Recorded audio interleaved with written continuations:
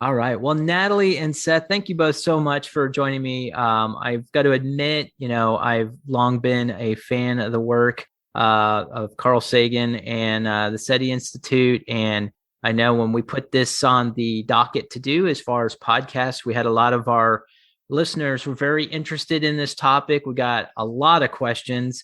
I wasn't able to include them all, of course, but we do have some listener questions as well. And we'll get into that as well. But first of all, thank you both. I know how busy you are. Natalie, just believe you just got a book put out and have been making the rounds, I think, back from Europe. And Seth, I know you're perennially busy, on TV and stuff. So again, thank you both very much. A real pleasure, Paul.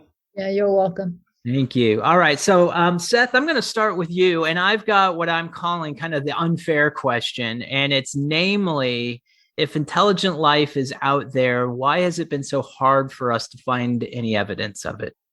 Well, I mean, you could come up with lots of responses to that, beginning with, well, maybe there aren't any aliens. It seems a little unlikely given the prevalence of planets and, the fact that there are many, many worlds that could be similar enough to Earth to spawn intelligence eventually.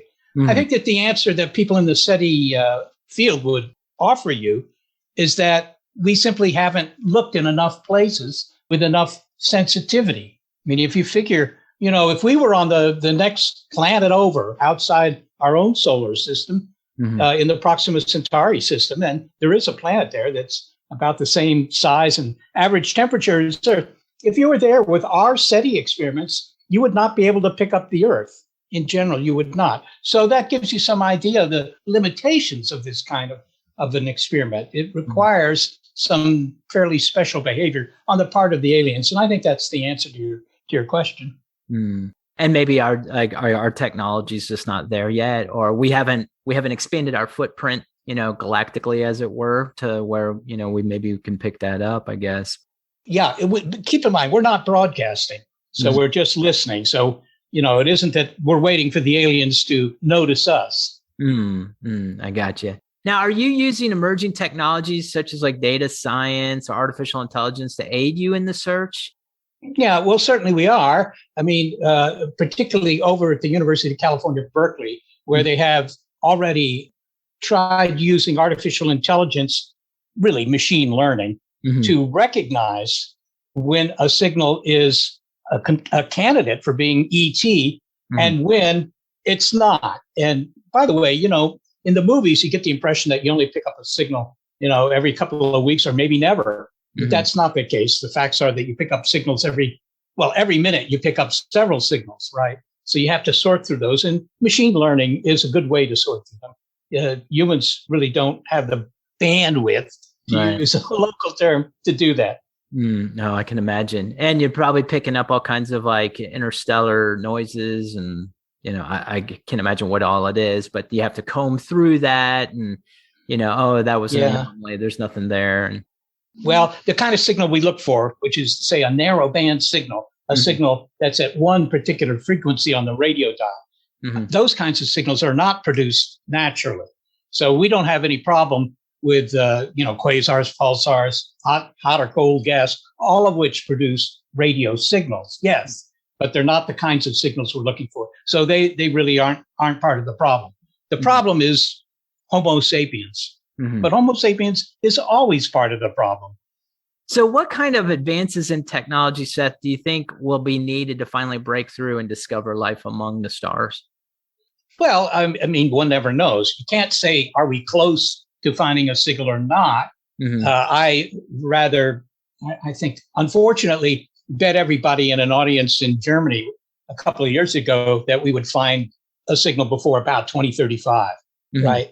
And I bet everybody a cup of coffee. So I'm probably going to be buying a lot of coffee because of that. But the reason is that, indeed, the equipment does keep getting better. And in fact, if you kind of graph the improvement of sensitivity or search space or anything, any metric of the SETI effort with time, then you find it doubles roughly every 2 years. That's just Moore's law for computers. And, that's not a coincidence. It's because computers are essential to what we do. And as the computers get faster, we can sift through the sky faster. Mm. So, Nathalie, one of the areas of expertise that you are in is looking at extreme environments. You can see videos and papers. Nathalie has traveled to like some pretty extreme places here on Earth to see, about the conditions that can support life. So, my first question for you, Nathalie, is what can extreme environments on Earth teach us about the potential presence of life on other planets? Well, this is an interesting question because we're still trying to figure out how life, started on Earth here. And a few decades ago, we started to look at very interesting places like the bottom of the ocean or in other places like hydrothermal systems. And then we realized there is a range of microbes that survive in impossible places. And at the same time, planetary exploration was taking off, literally. And so we discovered that some of these environments were very similar to what we're seeing in those places. So especially Mars or Europa or Enceladus, etc. So by going to those places on Earth, first, we are learning a lot about our own planet and our origins, but we are also learning what kind of microbes could survive in those different environments in the solar system. And even better than that, by studying them, we are also understanding how we should be exploring them. We are trying instruments and we are trying exploration strategies in those extreme environments. So this is what they are for. They are incredible test beds for a number of things. So let me ask you on that. If we were to find microbial life on another planet, what criteria would be needed to ascertain if there was any relation to the emergence of life on Earth? Like, how do we know they're not mutually exclusive? Yeah, again, this is a wonderful question and so timely because right now, astrobiology is coming up with a white paper, especially regarding that question on how can we announce the discovery of life. It's not an easy thing. And just because we don't know what life is, we don't have a consensus definition for life on Earth, believe it or not. So it's hard to look for something we don't have a definition for. But so what I think, it's like everything else, and Seth probably can say the same thing for the SETI signal. You have to have a number of converging evidence. And life has always to be the hypothesis of last resort. And this is how we work. We are going to say, okay, this thing seems to be reproducing. It seems to be metabolizing. It does the kind of things that we recognize as processes for life on Earth. Of course, it is for life as we know it. So what we're doing right now is to try to develop intellectual frameworks. So, a checklist of things that would match that. But as far as we know, at this point in time, there is not an unambiguous biosignature. And this is where we run into problems sometimes, like with the Viking biological experiment. This one is easy enough because in 76, when, we had some evidence showing that potentially there was life doing something into that experiment. We had no clue about the environment, the Martian environment. That was the first landed mission on Mars. And so we had no clue. When you have an equation with two unknowns, you better know at least one of them so you can talk, in an educated fashion about the other one. And we knew very little about both of them. So with time, we realized that it is likely that the environment created that signal that we saw with the Viking experiment. Then we had another Martian rocks, the Allen Hill meteorites, and the difficulty of understanding what we are seeing are fossils or something else. And then more recently, the Venus phosphine. So these, are the kind of things that make you reflect on when will we be able to say that we recognize life. I always joke that, unless there is a rabbit jumping in front of the rover on Mars, it will be difficult at this point in time to know that life is. But if you allow me, I'd like to comment a little bit on the question you asked, Seth, why ET is not responding. There are a number of reasons, Seth mentioned, but there are also some of them that are there again because we don't know about the life process in the universe. I'm with Seth with that. There are too many planets all over the place for us to be alone. I mean, it's statistically, an absurdity to even think that's the case. But then you have to think about, and again, just for life as we know it, is life as we know it a generational process, which means that the kind of life we know, we could recognize, etc., has come to be just because the stars that preceded us just released recently the type of material that makes life as we know it. And we know it's all over the place. There again, another good reason for life to be abundant. But it may be that the type of life that we know of started at about the same time. So maybe there are lots of very young civilizations. Maybe there are also all of them waking up to the possibility of communicating. And then we have to be synchronous in space and time. And there might be many other reasons, right? But there is at least this one that we can add to the list of hypotheses.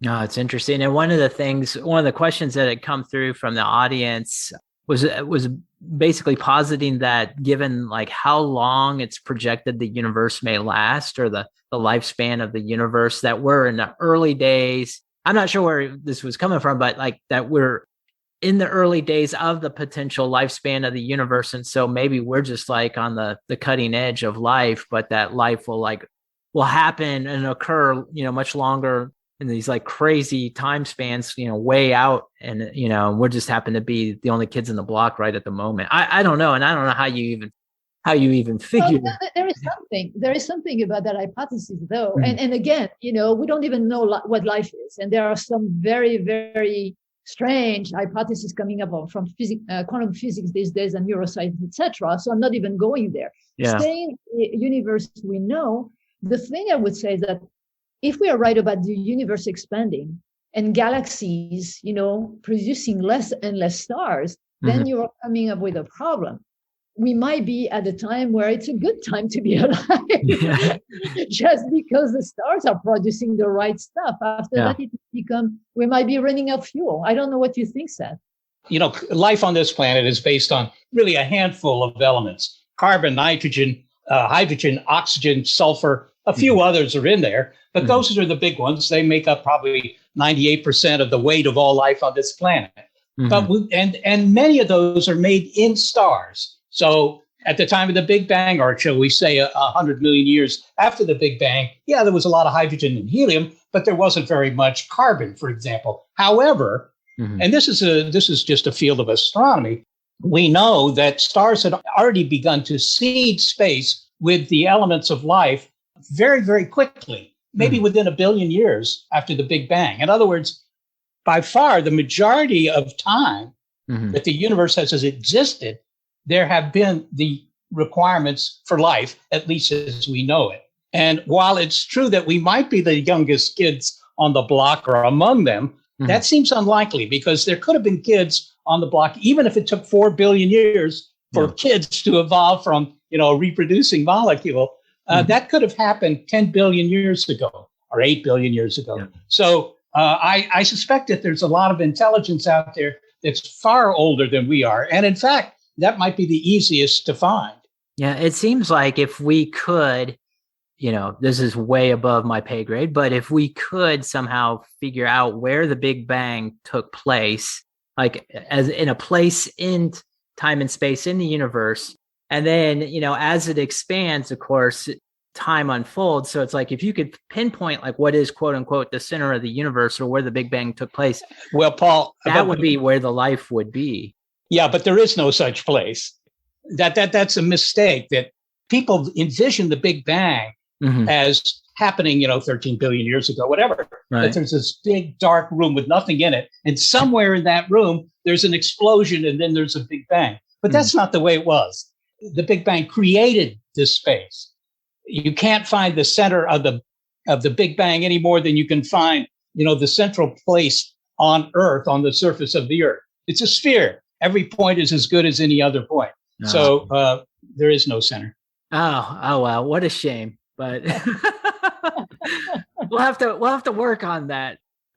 My next question. So I've got a question for Seth and for Nathalie. I'll start with you, Nathalie. What is one of the most surprising things you've learned in your career as an astrobiologist and explorer of extreme environments?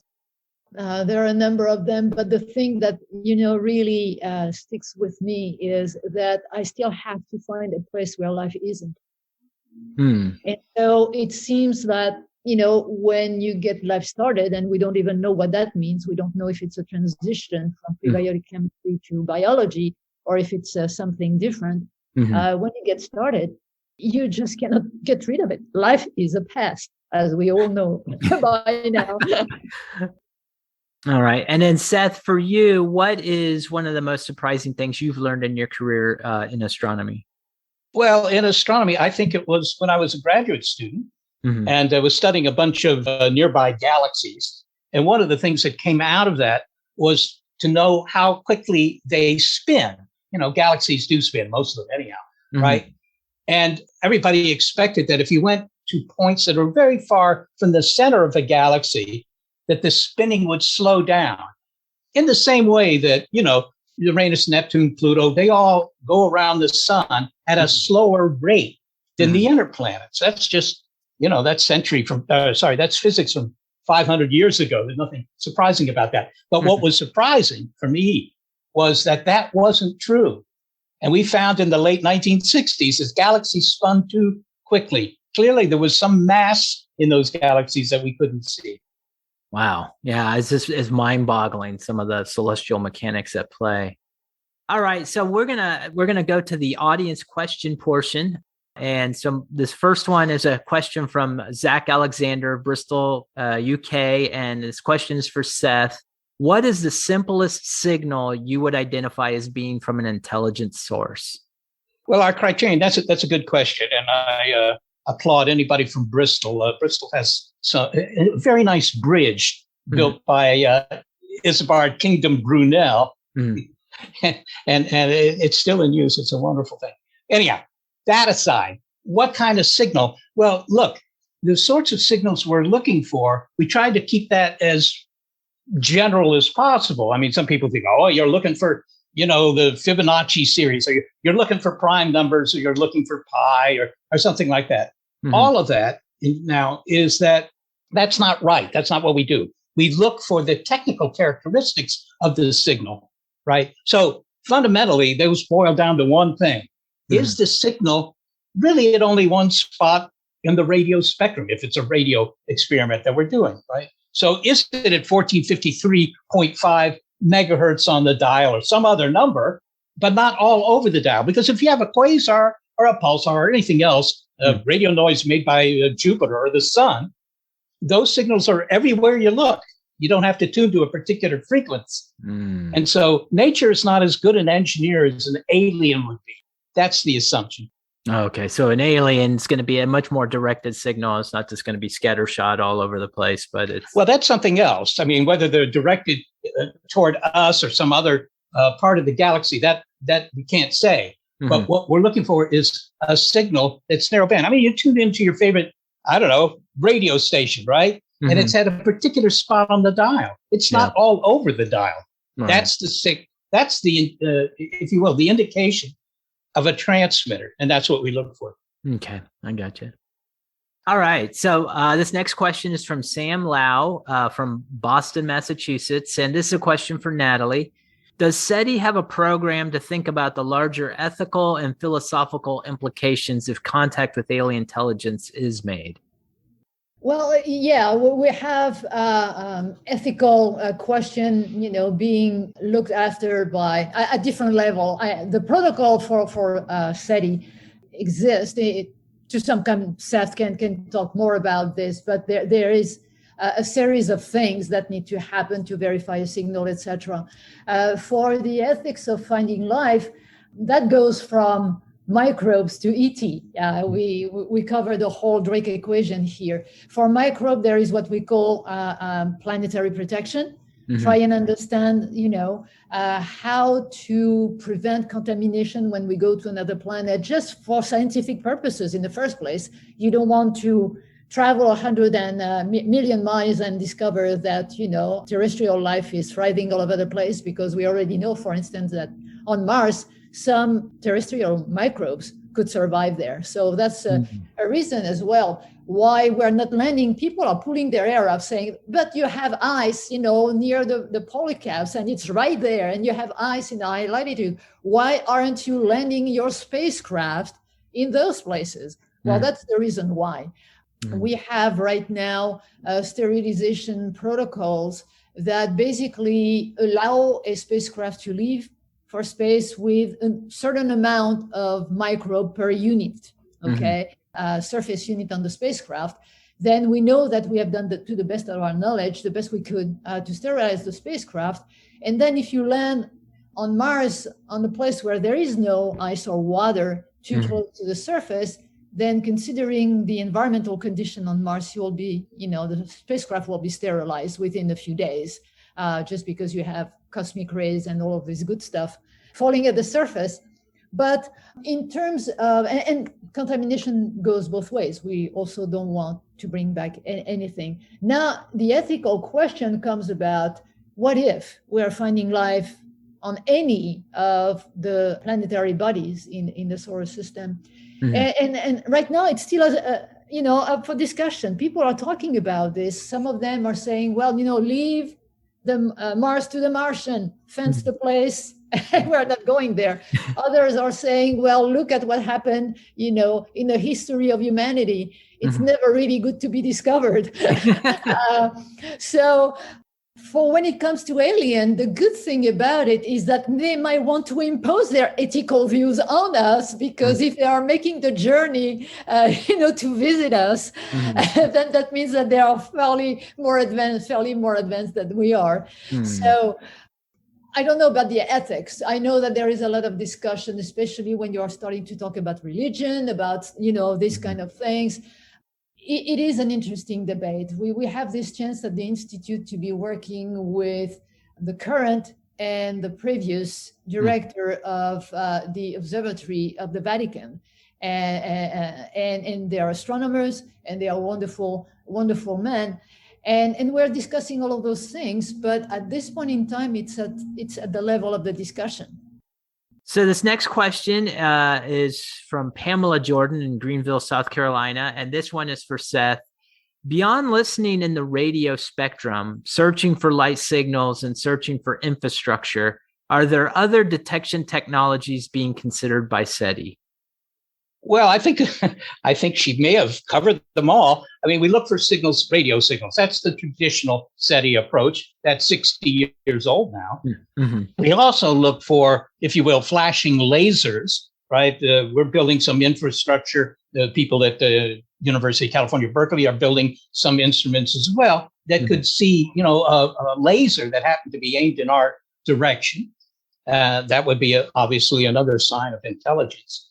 And in general, you could say that while not looking for these things specifically, all astronomers who use telescopes are looking for ET too, because if they were to find some giant engineering project, the Dyson spheres or something like that, giant construction that some civilization that's a million years more advanced than we are has built, then they would say, well, I don't quite know what that is. Maybe it's aliens.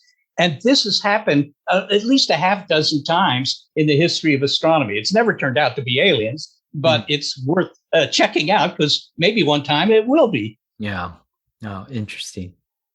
Okay, so this next question is for Nathalie. This is from Bijoy Manathara from Dubai, United Arab Emirates. And he writes, given that the SETI mission is to study life in the universe, I'd like to know if SETI is involved in the study of life in oceanic trenches. So specifically in trenches, I don't think so, but we have one of our PIs, at least one of them, and a small team with him, looking at life and environments for life in the ocean, right next to hydrothermal vents off the coast of Oregon. Yes, of course. Okay, excellent. And then my last question, this was suggested by a number of folks, including Richard Lambert of Leeds, UK, Victor Lepetillo from Wokingham, UK, Claire Levers from Sydney, Australia, and Tomasz Alakwier from Warsaw, Poland. They're all asking in a kind of different angles, but about the Drake equation. And so it's been 60 years since Dr. Frank Drake gave the world the famed Drake equation, a probability formula to estimate the presence of extraterrestrial civilizations. Now, the formula retains widespread interest. Admittedly, many, if not most of its factors remain unknown. And so the question is, and this is for both of y'all, why do you think the equation retains such fascination for people? And do you think we might crack some of its variables in our lifetime? And why don't we'll start with Nathalie, and then Seth, you weigh in as well. So I'm sure you both have some opinions here. First, I would say that I would disagree with the fact that, a lot of the factors at this point in time remain unknown. In fact, I think that's completely the opposite. We're starting to populate them very, very well. Okay. And to me, the beauty of the Drake equation, it's in its simplicity and its flexibility, because you can even, if you think of it, think about life as we don't know it with the Drake equation. You just have to move the habitable zone. You have to tweak the kind of, initial parameters that you want to input in it. And also the other thing that makes me smile often is that, of course, because it's such a successful and simple and elegant way of approaching what is actually the astrobiology roadmap from the origins of life to ET, right? Is that there have been many attempts at adding something or, just tweaking something to get a different version, but all of them are just tweaks. They are not changing anything that, fundamentally to the Drake equation. And right now, look at, we know a lot better about habitable zone. We have been tweaking the notion of habitable zone. We have added a number of greenhouse gases that actually changed the place of the Earth a little bit. We know a lot more about exoplanets today. We are making progress in terms of extreme environments on Earth, which tells us a lot more about life in the universe. We also understand today that the habitable zone is not the only thing that is important when you're searching for life. You have habitable environment, which means that you can be way outside of the habitable zone and still have places where life could exist. There are so many progresses being made in astronomy. And also, we are a living experiment for the L factor. We are living it every single day today. So to me, the Drake equation is the gift that keeps on giving. I think that we will understand a lot better its power in the decades to come. Okay, interesting. Okay, and then Seth, your take on the Drake equation. Well, look, the Drake equation was formulated not to be in the back of all the astronomy textbooks that it is in, which is to say all of them, right? It's the second most popular equation in science, so it is said, after E equals mc squared. But right. Frank, he developed this equation. It was actually based on another equation that had been developed by an astronomer, a guy by the name of Harlow Shapley. It doesn't matter. But it's a great way to organize information. If you want to do a SETI experiment, it would be nice to at least know whether you're wasting your time or whether there's some chance of success. Right. And that's what it was designed to do. Now, unfortunately, there are several of the 7 terms in the Drake equation that we really don't know. For example, if I give you 1 million planets like Earth, how many of them are actually going to cook up life? We don't know that yet. If we were to find other life in our own solar system, pond scum on Mars, for example, at least then we would know that life is not so unusual. But that still doesn't tell you whether intelligent life is unusual, or if it is, does it automatically, if you will, self-destruct once it gets to the point of building powerful transmitters so we could find it. We don't know any of those things. Yeah. And, the last term, the L that Nathalie mentioned, the lifetime of a technological civilization. Well, we really don't know. We've been technological for, frankly, less than 100 years. What's going to happen? Are we going to wipe ourselves out? I mean, maybe, depends on your point of view and our own actions. But if that becomes the case, if once you get to a certain technological level, now you can wipe yourself out, and inevitably you do, then we're not going to find the aliens because, they're all dead. So the Drake equation, it doesn't answer these questions, but it gives you the framework to discuss them. No, that's interesting. Yeah, because I mean, some of these things, it just seems like you can't know, or it surpasses our ability to know now. But like you said, it is a very interesting context to kind of put forward, so you ask the right questions. Seth and Nathalie, I want to thank you both so much for your time today, and this has been really fascinating. And of course, everybody is. I think it's pretty universal. People are pretty fascinated with the idea of the search for extraterrestrial life. I appreciate you both very much for sharing your time today and your insights. So thank you so much. Thank you. Thank Paul. you.